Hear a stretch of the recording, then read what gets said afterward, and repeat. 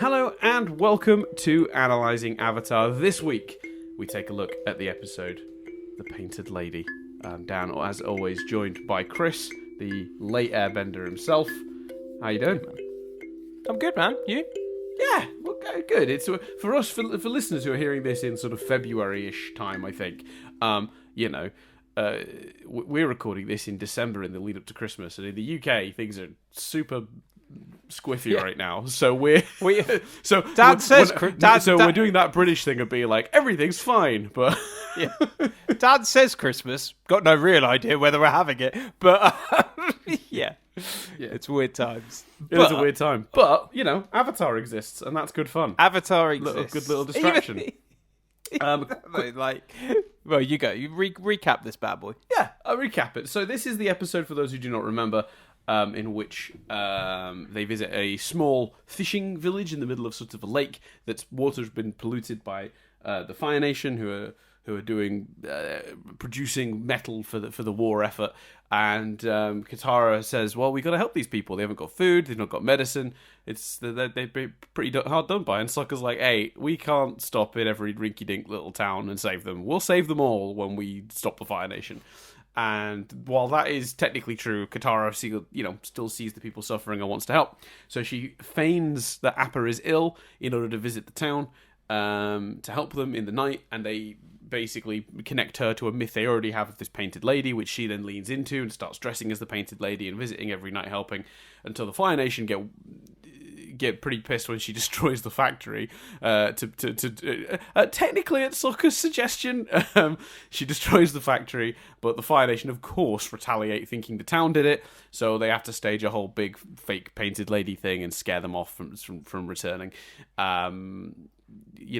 Everyone learns a lesson about helping others and helping themselves, and then at the end, for no real reason, because the story is complete, the painted lady actually shows up and thanks Katara, to which I then thought, why don't you fucking help? What got so me that's the was the bit where... What got me was the bit where they were like, "We can't just go around helping every town we stumble into." I was like, I've been watching a different show. Yeah.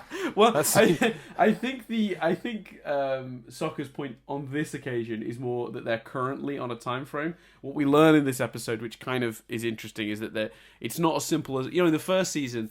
They were, it was like, come on, get to the North Pole and get Aang trained, but there wasn't really like a time frame on it. But then we learnt about the comet. And you go, okay, now you need to get yourselves moving. You've only got 3 years. But at the last season, we learned about the eclipse, which is this weird, very short 8-minute window where Aang will have a massive advantage over the Fire Lord. And they need to have travelled across the Fire Nation and be at that location, where the Fire Lord lives at that time. So they've got a long way to go in a short amount of time to do it. So I guess Sokka's point is more, right now, we definitely can't afford to be doing that. But yeah, I take your point. It is a bit like, come on, Sokka. Like, what have you been doing the last 2 years or whatever? How long this has taken place over? I don't know about you, but I really enjoyed this episode. Yes. But sort of, it was one of those classic, I finished watching it and went, I really enjoyed that episode. Not sure how I'm going to talk about it for 50 minutes. But I really enjoyed it because it's just a nice. There's not even like a big action sequence, and that's fine. It doesn't really need one.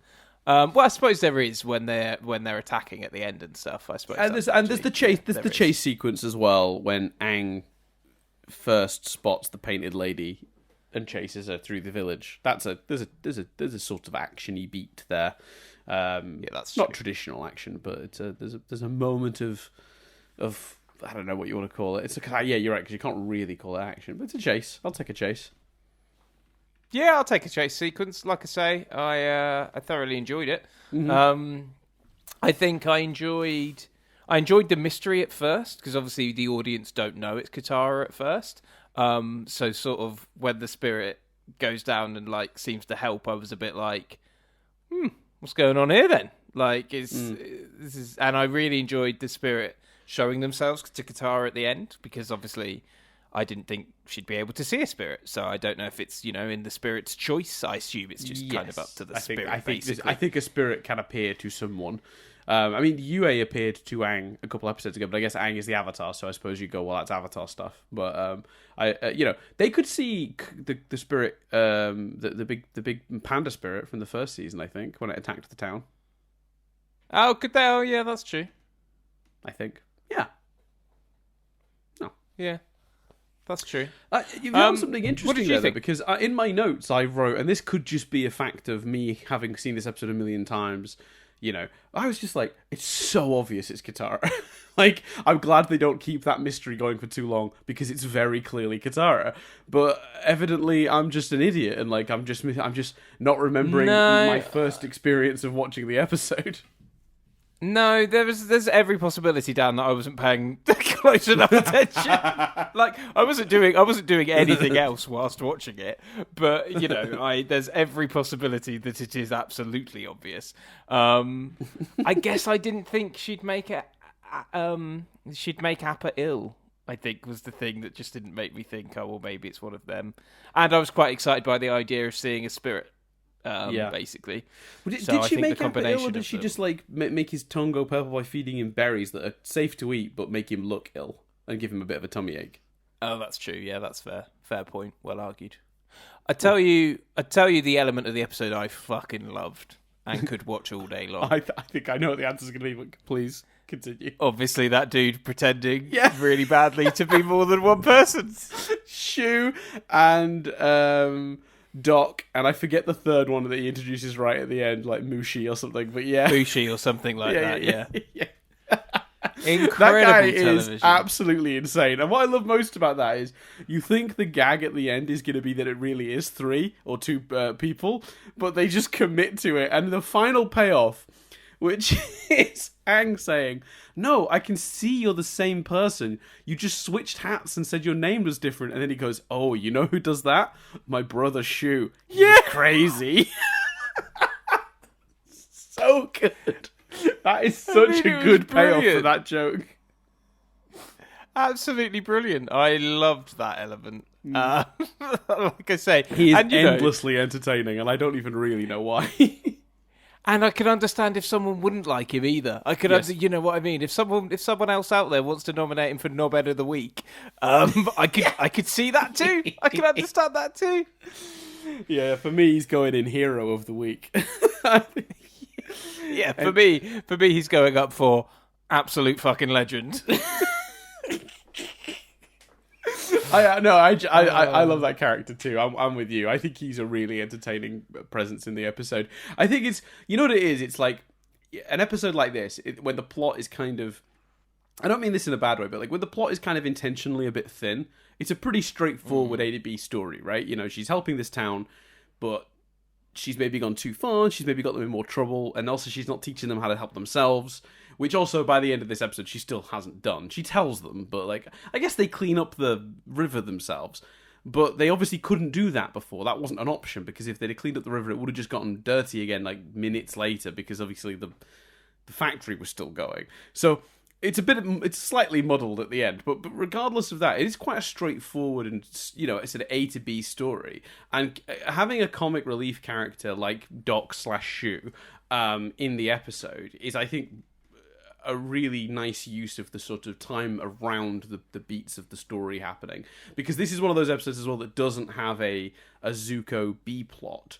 It's very just purely focused on Katara's journey here. And yeah, so I think Shu is a very welcome comic relief. Sometimes they use Toph for that, but Toph took a backseat this week. She got to do some stuff, but not a lot. It was mostly Aang, Sokka, and Katara. This episode would have worked just exactly the same had Toph not been present.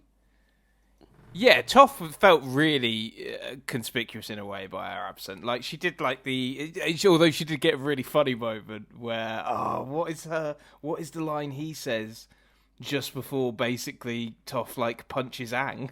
Like, oh yeah, what is it? That bit's moment. Very funny. That was funny. Yeah. I'm gonna have to find that. That's gonna drive me mad if I don't. Where is it? Yeah, I'm just looking for it now. She does get a laugh. I've forgotten about that. Oh man. But otherwise, like you say, you could completely remove her from this, and it would be like, it would still make sense. Yeah, I mean, you wouldn't have the shot, I suppose, of her at the end helping them clear the river, but you wouldn't have needed that. Like, if you just do the wide shot of the river getting cleaned up, you wouldn't really need to know the how. Do you know what I mean? Just Yeah, completely. You know, she's not as essential.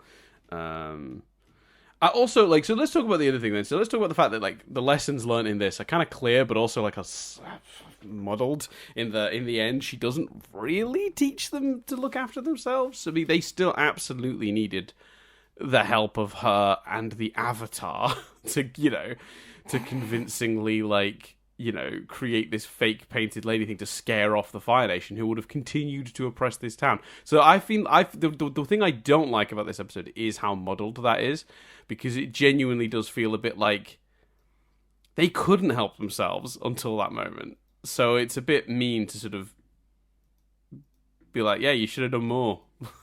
Do you know what I mean?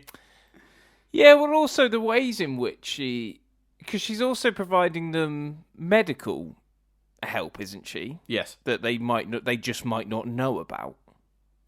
Yeah, well, I mean, they're not waterbenders. I mean, she's using a combination of the medicine she's stolen from the she's using a combination of the medicine she's stolen from the Fire Nation and her own water healing powers. So really, it's almost there's no real easy way of doing this episode without it seeming a little cruel that then they just fuck off. Yeah, exactly. I've got the moment Toph punches Aang. Let's have a look. I'll have a listen. Have a heart. Wait. Oh, it's Sokka does have a heart. Do have a heart. He really does have a heart, doesn't he? Yeah. So Katara's like, Sokka really does have a heart. And Aang's like, yeah, he does have a heart, doesn't he? And then Toph just punches Aang out of nowhere. That's because Aang's like welling up and getting over emotional about it. It's a good moment. It is a good moment. Do you think that, like, in terms of like the overall structure of this episode, like this lesson that this episode is trying to teach them is do you agree with my sort of? It is a mild criticism, because at the end of the day, it's a bit of a jaunt sort of like episode. It's a bit, it's off in the weeds, just like on an island, sort of existing as a romp of its own, sort of with a mild mystery, but. I still feel like I think it's fair, personally, to sort of say, well, wait a minute, your actual message doesn't really get communicated very clearly here. Do you agree with that, or do you think is that a fair criticism, do you think? Yeah, I think it's completely fair. I can understand why Toph doesn't have much to do, because I think already the episode doesn't really have enough time to sort of do everything it wants to. Like, to be honest with you, the Fire Nation getting annoyed and choosing to go away is all handled really quickly. And really, like, I feel like they'd be angrier. Yes. Or come back with ships. Like, I find it hard to believe that the might of the Fire Nation is really stumped at the existence of a spirit. Like, oh, we definitely can't keep a factory running here then. Our entire war effort depends on this metal, but I guess we'll give up because some of our soldiers got scared.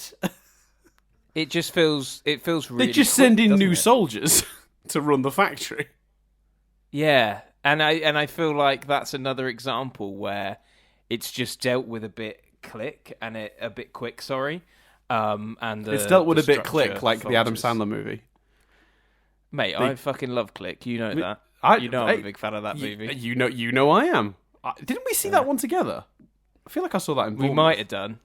Doubt very much it holds up, but yeah, I'd be very concerned about how. Oh, you know what? We should do it for Rewind Review at some point, because I actually. It's coming up at some point. I'd be very curious to rewatch Click and see if Click, because I remember coming out of Click going, I cannot believe how good that was. Like, that had no right to be anywhere near as good as it ended up being, and that's not to say it's a masterpiece, but it was just way beyond.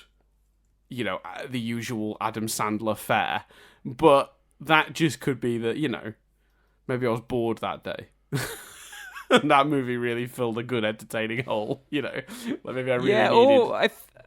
I think we find a lot with Rewind reviews. When we watch movies that are better than they have any right to be, that isn't enough to carry us through to good thoughts overall. Yeah, right. Because it's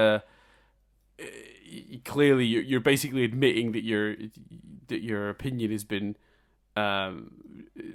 fully levied against your expectations of it, right? So you're admitting I enjoyed this more than I thought I would. That doesn't necessarily mean it's good when compared to the rest of cinema. It just means I have low expectations.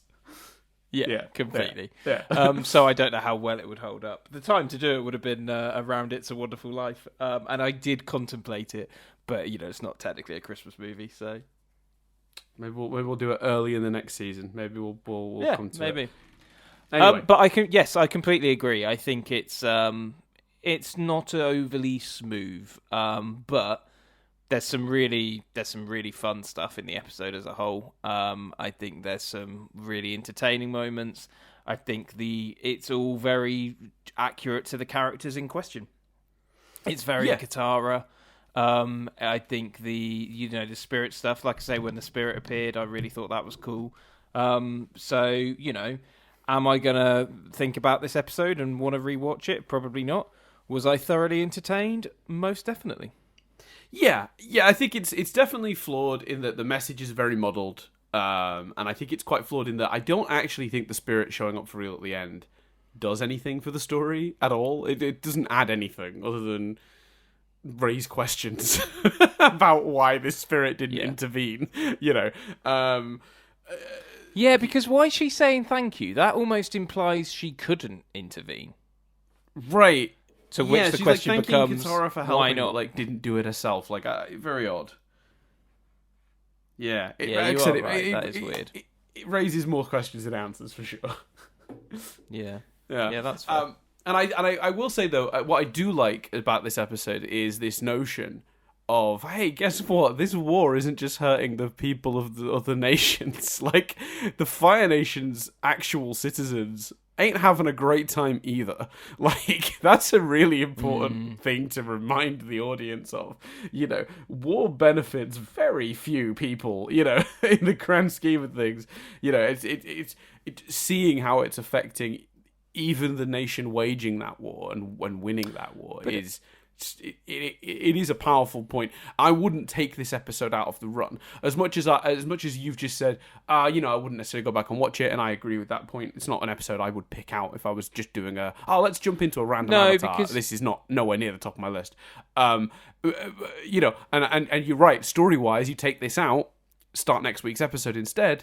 The audience wouldn't, from a strict narrative perspective, would not notice the difference. At the end of the last episode, they were off traveling across the Fire Nation. Presumably at the start of the next one, we'll be in the same position. It doesn't add anything to the actual physical narrative, but what it does add is some context and world building that I think helps build up the picture that is the show. And I wouldn't dream of removing it from the run, even if I do feel it's a bit inconsequential in many other ways. And it's got entertainment value as well. So it's and also with fronts. The other thing it teaches us, as well as war bad, it also teaches us that not everyone's a stormtrooper.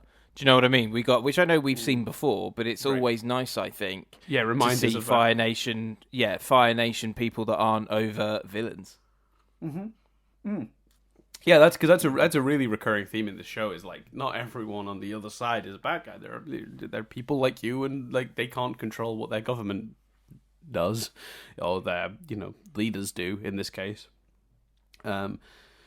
So yeah, it's just a reminder that there are human beings suffering on both sides, and I think that is a really important contextual thing to get across. And I think as well, it does tell us a little something about Sokka and Katara as well. I think actually that's something we haven't really touched on. Their relationship in this episode and the way it's explored is really good too, I think. I don't want to discredit it too much, because I do think seeing him be pragmatic and look, yeah, I have a heart. I care. This sucks.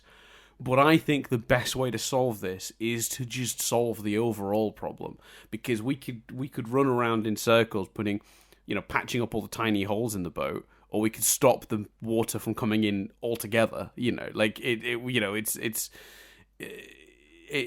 a bigger picture that we're looking at, and he's trying to keep them on track for that. But Katara's empathy is overwhelmed her pragmatism, I guess, and she wants to help in the here and now, even potentially at the sacrifice of the grander picture. Neither perspective is wrong or right, and what I do respect about this episode is it doesn't try to say either of them are wrong or right. It's just two different perspectives on the situation. You know, Katara doesn't ever want to leave an individual in pain if she can help it. But Sokka thinks if you can leave an individual in pain for a little while and then in the end help everyone, like a greater number of people, that's also not necessarily wrong. It's the same debate that's at the center of the Eternals film. You know, for those who've seen that, you know, it's that movie's strength, in my opinion, was that it wasn't black and white. It wasn't good versus evil. There were two very clear perspectives. One was an overall like helping the universe, and one was very much like looking at Earth as a unit. And neither perspective was necessarily wrong. Just what I think one of the things that made that movie as compelling, as I found it. Oh, we've been disconnected. Hello, Chris. Hello. I thought we were doing two. How are you? Return to my mic. I had noted in my head that hadn't happened. It's bound to eventually. I don't know what's causing. This keeps happening on our recordings, everyone. I was just explaining. I don't know what point I lost you because I was just finishing my point. I was talking about the Eternals. Maybe you hung up because you didn't want Eternal spoilers. I was just saying that like the movie Eternals has a similar debate of like, you know, two options. One of which, you know, helps more people, but the other one helps the more direct people you're with and near in the moment. And like it makes it so that it makes it quite compelling because neither side is wrong, you know. So yeah, I think that's a really good way to do a story, like where like both sides have a point, you know. And the point I was going to make is in a way backs the Eternals comparison is relevant to that as well, because that's like a by all accounts really long movie. Like this is a light-hearted 22-minute episode of a children's TV show. The fact that they were able to do that and pull it off is fantastic and shows once again the amazing writing on display. Yeah, 100%. Because I think because that's one of those things that I think the clever thing here is not painting either side, I think, as correct. I think that's the way you do that. But in terms of the timing, you're right, because like any of the, you know, like the Eternals spends a lot. Although to be fair, a lot of the Eternals runtime is just because there are far too many characters whose perspectives have to be made clear. I think one thing that's helped Avatar is it's a discussion between two people, which really does make it cleaner. Yeah. The Eternals' only major flaw for me was that it was too long as a result of having at least too many Eternals.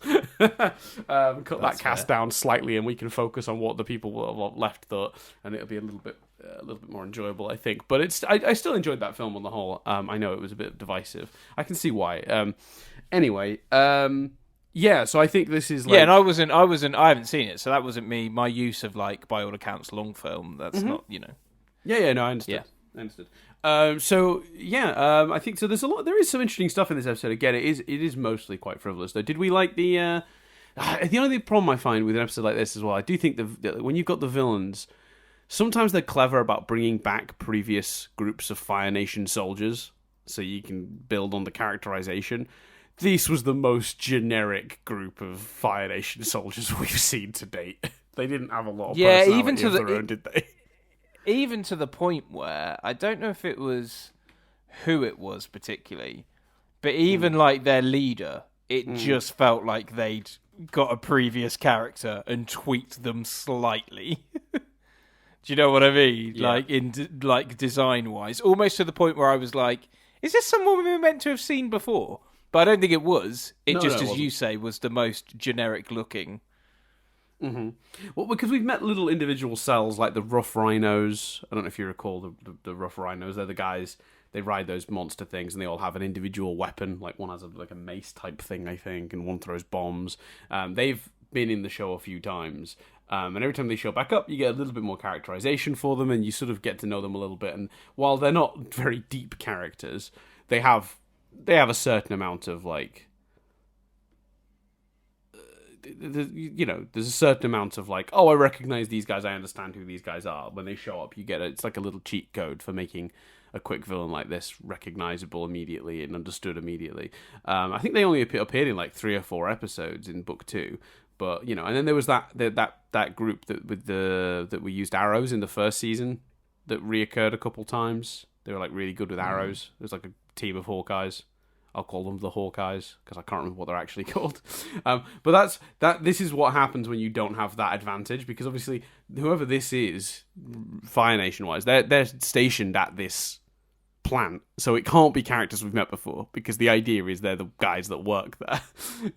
So true. Welcome to just tweedling and like, okay, mustache twirly villain time, I guess, because we don't have time to actually establish a new villain. We've got enough of complex and intricate villains in this show, so this guy's just going to be like, I'm mad at you because you destroyed our factory. But also, they've not given, because of the things like putting time into the comedy, the Katara Sokka stuff, because there's a world where you have this episode and Sokka and Katara aren't at odds about the issue. They've devoted their time to that instead of fleshing out the villain. And you know what? I think that's the right call. I'm fine with that. On balance, it's valid to say these are generic, uninteresting Fire Nation villains, but it's also valid to sort of point out that they're not really supposed to be anything more than that. Like, the episode is trying to do other things. They're that way by design, not by poor writing. Does that make sense? Like, they were designed that way so the focus could stay where it needed to stay. Yeah. But it does. There is a question of believability, though, when you get to the end. Because, again, as I said earlier, Fire Nation just call in more men, right? Yeah. Well, yeah. We've never seen... have we seen... Well, I suppose we've seen spirits destroy the Fire Nation. So, maybe, actually, because we've seen that, it kind of makes a bit more sense of like, well, okay, like we've literally seen spirits destroy the Fire Nation before, so maybe their fear does make a bit of sense. Well, that's a fair point, actually, because I guess word probably, even if these guys were just stationed here, word must have travelled about Aang wiping out basically their entire army at the Northern Water Tribe. Yeah. So, and was that series 1 or series 2? That was late season 1, wasn't it? The Northern Water Tribe was the finale. Yeah, because even doesn't the moon spirit but I suppose that's with Aang, isn't it? Yeah. Yeah. I think that's what you're referring to. Yeah. Word would have got around about that, I think. Yeah. I mean, I suppose though, if that is the intention, I'm sorry, but one line where a soul just says, "It's just what happened at the Northern Water Tribe. Everyone get out!" That wouldn't have taken much to add to make it clearer. But yeah, it's fair. It's still a fair point. No, but then are they just gonna spend the rest of the season being like, "It's the Avatar gang, and we've got a spirit with us." And everyone just goes, "Oh no!" and runs every time. Katara better not tell anyone she saw a spirit, by the way, or Sokka's going to be like, "Where's my girl? Why is she not visiting me?" I know she's already visited Aang 2 episodes ago. Yeah. So was she? Yeah, they could have, in Doctor Who, take a shot. A guy. We end an episode with a guy revealing that he's got a sexual relationship with a concrete slab. So I'm pretty sure, Sokka's spirit lady could. Someone's not putting enough effort into that relationship, is what you're telling me. Yeah, that's exactly what I'm saying. What were some of your other notes? Other notes. That is a good question. I was happy that they didn't keep the mystery going for too long. That Katara, because because they set up her desire to help the town, I found it quite predictable. That's where they were going with it. But obviously, you didn't. So maybe I'm an idiot. Who knows? We'll never know. Chris. Well, we know that one of us is definitely an idiot in that. But we don't know which, and I would like to live in ignorance of that. Either I've over-asserted because I know the answer, how obvious it is, and which makes me an idiot, or you missed it when it was obvious, making you an idiot. But I don't want the answer to that question. It could be ignorance. Very much bliss. could be either. I did enjoy that it was a factory that sort of, pulls metal, I guess, from the earth. I don't know, or smelts it. I'm not really sure exactly what it does with the metal, but the idea that a lot of their metal comes from, because obviously we've seen a lot of the warships and tanks and stuff that the Fire Nation have been running around with, and they aren't all made of metal. Makes perfect sense. I've written down Sokka's quote, "We can't go around helping every rinky-dink town we wander into. We'll be helping them all out by taking out the Fire Lord." It's a good quote. So yeah, Sokka's schedule.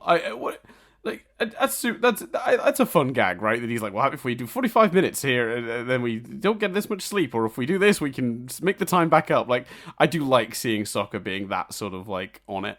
I think that's fun. Yeah, I agree. There is a little hint that Appa might not be really sick, or what's going on with his tongue. When he first rolls over and his tongue comes out, and Aang's like, "Oh no, he's sick. It's purple. That can't be good." Momo jumps on it and licks it. Oh, that's cool. Yeah, and I can't remember. Is it? I wonder if it's Katara that pulls him off. That's a horrible sentence. I need to be careful.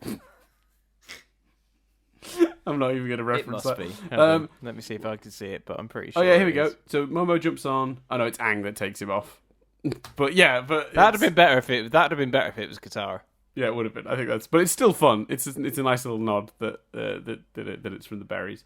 I really do enjoy the chase. I liked Aang being all like, "Hey, I'm the bridge between your world and ours. Chat with me." I also love how oblivious and stupid Aang is, that he, like, even when he's like face to face with her and talking to her, it takes him a minute still. He's like, "You're kind of pretty for a spirit." It's just like, dude, come on. And yeah, because also he like really overtly gives away all the information, where he's like, he's not even conceiving that it could be a Fire Nation person. The way he's just like, "I'm the Avatar." Yeah. It's not very covert. Yeah. Another note I actually made was, in a world, Chris, where bending exists and people presumably see fire, earth, the air, water moving every day by a person's hand, would you jump to spirit when you see water moving about? Yeah, good point. It's a fair point. Like, how supernatural does that appear in the world of Avatar? In our world, if I saw a person floating across a river and a boat being turned over, I'd be shitting my pants, right? Spirits are real. I'm on board. I understand. But in a world where...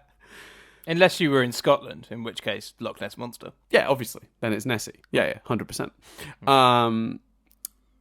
Who would then immediately come out of the water and ask me for $3.50. As goes the joke. That reference. It's a South Park joke. Ah, right. Okay. I can't remember who it is. It's someone's grandparents keep telling the story of the Loch Ness Monster in various disguises, tracking them down and asking for $3.50. And so every time you cut in there halfway through a story, they're like, "And then there's Girl Scout, she's trying to sell me cookies." And I say, "How much are the cookies?" She says $3.50. And I said, "Are you the Loch Ness Monster?" And then I looked closer, and it was at that point I realised she was a 70-foot crustacean. 70-foot lizard from the Cretaceous period. That sounds like a great joke. It's a really weird but very funny running gag. I probably butchered it in my retelling, but if anyone wants to go look up the Loch Ness Monster $3.50 joke on YouTube, it's probably 5 minutes worth of content from... I can't remember if it's from one episode or if it's from a couple, but it's a really good running gag. Anyway, yeah, so my question to you, Chris, is, in a world of Avatar where seeing water on scale move can't be that rare, even in the Fire Nation, I appreciate at the minute, like, they're probably not seeing it daily, but like they understand it exists. I mean, they can shoot fire out of their hands. So yeah, how supernatural does that look in the world of Avatar? I don't know. Yeah, I agree. It's a really good point. I think certainly not enough for you to not jump to waterbender first. Right, because you look for the most logical explanation before you think of spirit, right? Well, you'd think so, yeah. But I guess that, again, I suppose the counter argument to that is, in a world of spirits, spirit is something people Yeah, also know exists. So I guess, yeah. She has also made herself look like a spirit. Right. That's Apart from, the bit where she bends water, which very much looks like a waterbender. right. Yeah. Also, Dan, they're sleepy. They're sleeping, Yep. It's true. You've got me. Would it have been better if we'd have, and I don't think it would have taken much to add this in, if we'd have seen it from their point of view? So seen it from I'm always sleepy torn on that eyes because- or... Yeah, because the thing is, you see it without. There's always the question of, wait, how did they do that? Like, you always kind of want to go. Do we get flashbacks now to reveal what they did exactly to pull off some of those tricks? Yeah, True. because otherwise it just feels like you're trying to hide it from the audience too. But yeah, maybe that would have been better. I don't know. Yeah, just a thought. It's a minor bugbear. It's not that was nitpick corner, Chris. I hope you brought a second pair of socks, because we've just been to nitpick corner and now we've got to travel home. Yep, and I do get sweaty feet. Mm-hmm. As a man who's seen me take off some shoes after a long walk. My last note before I'm gonna give you some trivia is I did write down. I did write down one quote before we get to that, which is I wrote down, "I was joking. I also said to use spirit magic and made funny noises," which is the quote from Sokka when Katara basically tries to blame him for her destroying that factory. Which is the flimsiest argument I've ever heard in my life. Well, it was kind of your idea. Yeah, that was very good. It's a good line. Anyway, let's do some trivia. Shove it up! I'm going to give you some trivia. Someone the other day, I think we just released the Matrix Rewind review where I first did that. And someone was like, oh, that's fun. And I was like, yeah, I hope you enjoy it, because I'm going to do it every episode until I die, basically. I'm going to milk that to its death. Because that's now a thing. Anyway. So the writers wanted to create an episode to show that war had a negative impact that extended even to the Fire Nation's own citizens. They've confirmed this in interviews since. The story idea presented in this episode concerning Katara helping the people of Jianghui was originally pitched as Katara is Robin Hood. That's a good idea. Nice. Good way to pitch it. Makes sense. This is the first episode in which the duration of the eclipse, the 8 minutes, is clarified. So we knew it was a small window, but they actually give it an exact time this week. So there you go. That's cool.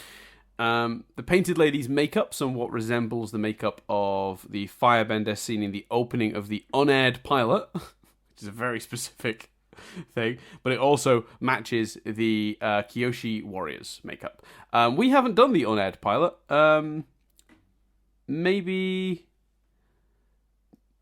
Oh man, you know what we should have done? We should have done that in the gap. Because you know, between season 1 and 2, we did the movie. Yeah, we should have done we should have done a little bonus to tie people over. Maybe we'll do that between this season and the first season of Korra. There you go. I think that'd be quite nice to do that. That'd be it would be quite nice to see it immediately after knowing where it goes, to see the original plan for the start.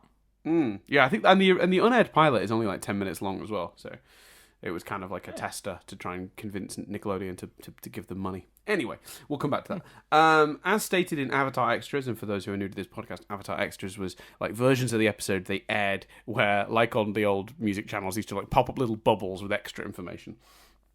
So, according to Avatar Extras, the Painted Lady is a water spirit, and that the Moon Spirit and the Water Spirit are closely related, which means that she is technically sort of in close proximity in the spirit world, or however related to the Princess Yue, and that kind of matches when you look at the way she sort of, when she appears in the end, her mysterious and ominous sort of appearance and like flowy robe behind her does kind of resemble how Yue has appeared since becoming the Moon. The position of the hands on the statue of the Painted Lady is the one thing I don't love about this podcast is the amount of things I have to try and pronounce and get wrong and offend various people. I am sorry. I'm trying. I really am. Vitaraka Mudra, which is apparently a gesture of discussion and teaching that can be seen in some real-world statues of Buddha. So there you go. It's a real thing. When following Katara, disguised as the Painted Lady, Aang obviously references that he's already friends with the spirit Heibai, which is the panda spirit from Season 1's episode, The Winter Solstice. So there you go. He describes them as like the best of friends or something, which I thought was really sweet. It's quite a fun little line, actually.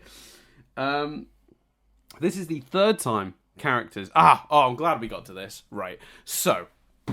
here we go. So, this is the third time a character has used water to cut through metal. The first instance of this occurred when the Aang and La sort of, Koizilla, it's called here. But it's when Aang turned into a giant monster and destroyed all the Fire Nation ships in the Siege of the North.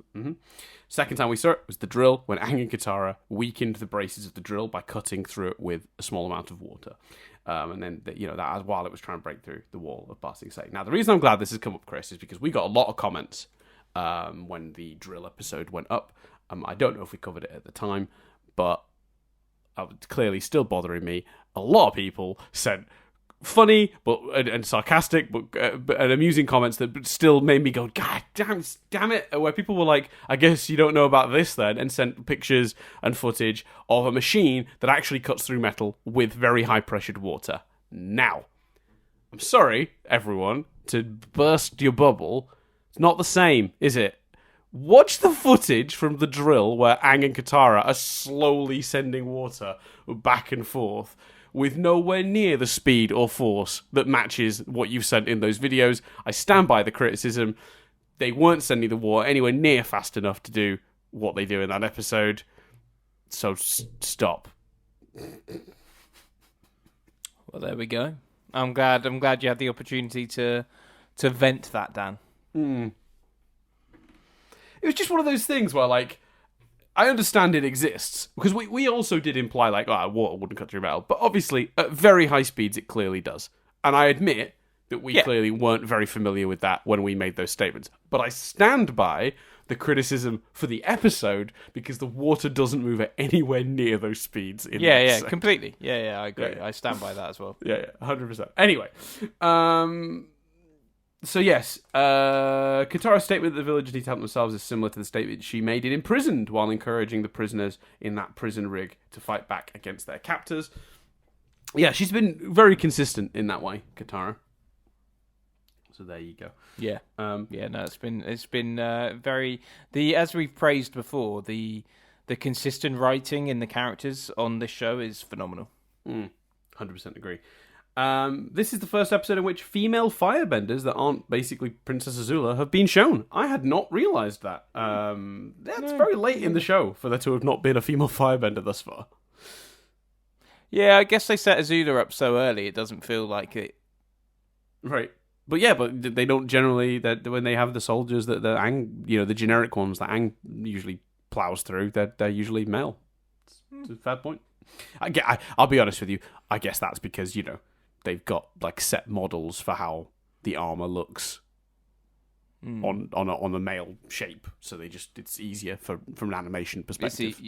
But easier to duplicate. Okay, let me rephrase that. Not easier, more cheaper. It's probably the right word. Yeah, that makes sense. I'm sure the artists who make these episodes would love more time and money to be able to render different things. But yeah. Anyway, Katara is the third character in the series to undergo an alias to achieve a goal. Obviously, Zuko was disguising himself as the Blue Spirit in the first season in order to capture Aang from Zhao, and in the second season, Toph became the Blind Bandit to escape her parents' restrictions. So we just need to get Sokka and Toph some aliases. Oh, and Aang, I suppose. That's still quite a large number of the cast. Well, Toph. Sorry, Sokka and Aang. Sorry, we just said about Toph. Like literally, you went from Toph was obviously the Blind Bandit, which means we just need to get Toph. And I'm like, are you testing whether I'm listening, Dan? No, I promise you I'm not. But what's funny about that is I literally today just found out about a new show that's airing, I think on BBC, called I Literally Just Told You. And the premise is they'll have a small discussion and then ask a question about something that was said in that discussion. Simple question Oh, cool. that would be easy to answer if you're paying attention. And I've not seen anything other than I've got a screenshot, and it's presented, it turns out, by Jimmy Carr. Okay, cool. And the screenshot has text on it that says, "We told you a game show presenter and comedian was caught in a tax evasion scandal in 2012. What is his name?" And apparently they get it wrong. Jesus. How would you not just, know that anyway? Yeah, exactly. So yeah, it's interesting. So I'm looking forward to checking that out. But that just reminded me of it because that's exactly what I just did, where I had the thing, I said the thing, and then forgot it less than 10 seconds later. So apparently the visual they used as a reference to draw, when Soccer pulls out his master schedule, apparently that's designed to look a little bit like the production schedules they use as animators to plan out the episodes and seasons of this show. Oh, cool. Mm-hmm. So, Chris, would you like our listener question? I would love it, Dan. So, for those who don't know, if you're on our Patreon, patreon.com/nothingbutstatic, you can give us as little as $1 a month, and you get access to episodes of this 1 week ahead of their official schedule. So if you want to hear next week's episode right now and you're not currently a patron, guess what? Head over there. You'll get it right now. You can hear Soccer's Master. But, on top of that, we take questions. And I'll give you a little tease. I asked the other day in our Discord of our patrons to give questions, and they did not disappoint. I've got a question, Chris, coming up in a few weeks, and I'm telling you about this one now to give you some time. They want rankings of your favourite condiments, Chris, best to worst. So get thinking. Well, first time we need to establish what counts as a condiment, but we'll figure that all out off air. That's coming up in a few weeks, so there's no rush on that one. I put that one later. We need time to think. It's important. I tell you what's number one, and it's controversial. But don't do four. Well, we'll keep that's a little tease for a later episode. But this week we had listener Will, or as he's often known, Will. It's from an old running joke from Nothing But Static. Will asks, "What's your ranking of Spider-Man actors and why?" Now, I have a very, very strict answer to this. But I'll let Chris. No, you go first then. Well, give me a sure? chance to think. Yeah, okay. So for me, the issue with ranking the Spider-Man actors is they've all done different things well. I think Tobey Maguire is the best Peter Parker. I think Andrew Garfield is the best Spider-Man. But he's a little too cool when he's Peter Parker, especially how he's written in his movies. That's slightly a writing problem over an acting problem. I 100% agree. I think Tom Holland is the best balance, but that kind of means he's beat by both of them in their two areas. I don't think he's as good as Spider-Man as Garfield, but I don't think he's as good at Peter Parker as thingy, but he's better at both on balance. So then you go, well, what separates them? How do you separate them if you've got one that's left, one that's right, and one that's in the middle? How do you separate those? I think the best actor doing the role is Garfield, even though he's in arguably the worst films. And then I think Holland, because I prefer a balance than one or the other. And then I think Maguire, who is excellent as Peter Parker, but is so awkward as Spider-Man that it actually hurts the Spider-Man character. Whereas at least Garfield's version being a bit too cool, it's not so much a problem as just how they've designed that character to match Garfield's performance. They've just made him a bit cooler. So, those are the answers. And that is, I will say now, for listeners listening to this in the future, purely an answer based on the movies they were in. Nothing to do with the most recent Spider-Man movie, Far From Home. Yeah, because that slightly changes some stuff. But that's a different beast altogether. So for me, the best actor, Andrew Garfield, Tom Holland, Tobey Maguire last, unfortunately. Yeah, I'd agree with that for basically the same logic. I'd throw in that Holland has had a lot of really great opportunities to shine, and Holland has had some amazing moments. So if I was forced to choose a best Spider-Man, so not if you've answered best actors, I'd agree with your assessment. If you make me do best Spider-Man, I'd say Holland Holland getting second place in 2 categories puts him above people that have got first in 1. Yep. So I'd go Holland for and then it becomes, what's more important to me, and I kind of think I'd say Garfield Maguire. I love Maguire, but if you were to say to me, live in a world where you watch Spider-Man 4 or Amazing Spider-Man 3, but it's, a good movie, and Spider-Man 4 is a good movie, I'd want to see more Garfield. So therefore, that will sway it over the even divide of one's a better Spider-Man, one's a better Peter Parker. And also, I think... I do feel bad for Maguire, because I think he does a really good job, and it's such a shame, but it's just the way it works out. But I think also... Oh, do I think that? Because Maguire is I think Andrew Garfield's Peter Parker is maybe slightly better than Maguire's Spider-Man, maybe, or do I think that's the other way around? I don't know, but I'd watch Maguire again. I'd watch Garfield again. So I'm going Holland, Garfield, Maguire. But Tobey Maguire's brilliant. It's you know what I mean. It's every choice is a good choice there. And then to briefly touch on No Way Home, I think what they did with Garfield, because obviously I was for a minute I was like really hesitant to say it, but obviously when this comes out with 3 months from release, right, people have seen it. Yeah, slight spoilers, but if you've not seen the film, probably don't listen to this. But presumably, hopefully, it's even out on digital now. So yeah, okay. So I think with No Way Home, I think they kind of a little bit corrected Garfield's writing as Peter Parker to more balance him out, which I think again pips him for me as the preferred actor. So. There you go. I don't want to say too much because Chris hasn't seen it yet, but it's a little tease. Chris knows they're in it, but he doesn't know what. Yeah, not, I don't know the context. Cool, great question. Very good question. Thank you, Will. I'll have to pause for Chris. So next episode's called Soccer's Master. That's right. That's the next episode coming up. I'm not going to. No teasers. I could ask you, Chris. Any thoughts? Any guesses? What Soccer's Master is? I don't know about soccer, but we need, with 4 episodes in now, we need someone to teach Aang how to firebend.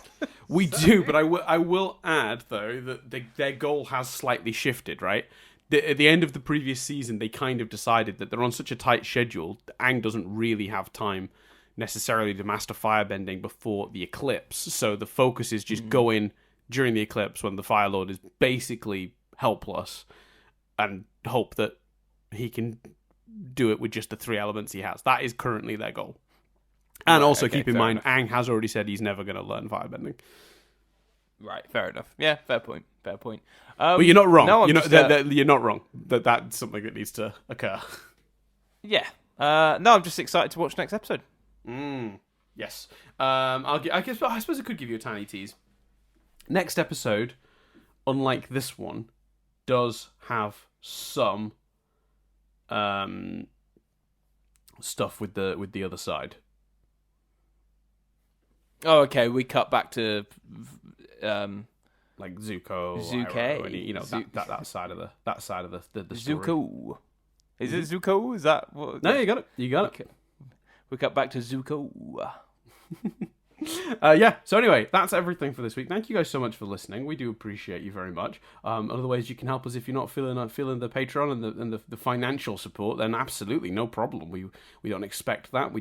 It's just nice if someone can afford to and they want to support us that they do. The other way you can help us if you want to do it in a less financial way is you can just head over to like the YouTube channel and subscribe, or head over to like iTunes and leave a little review. I think you can interact with the podcast on almost every platform in some way.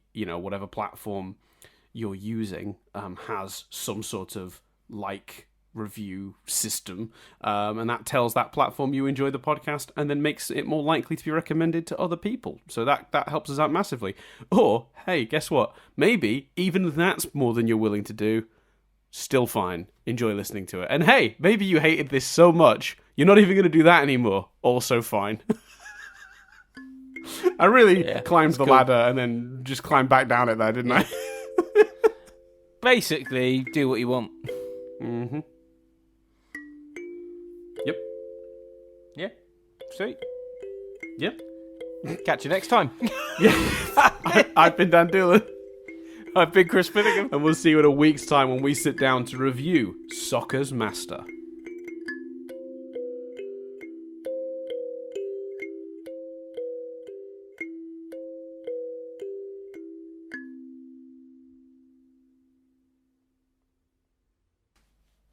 Cool. Have we taken to doing an end bit, haven't we? Is this I an just end never bit? know anymore. Huh?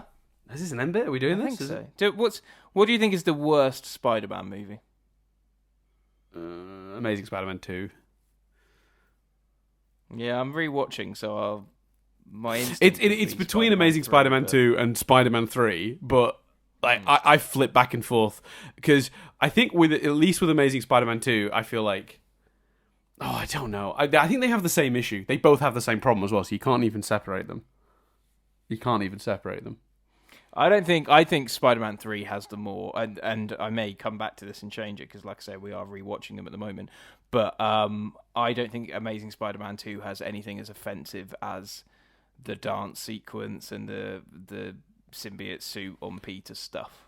No, but I do think Amazing Spider-Man 2 is... Because I think you get away with the dance stuff if that movie isn't a big cluttered mess anyway. Because then it's just like, oh, he had an intentionally weird, goofy, cheesy scene.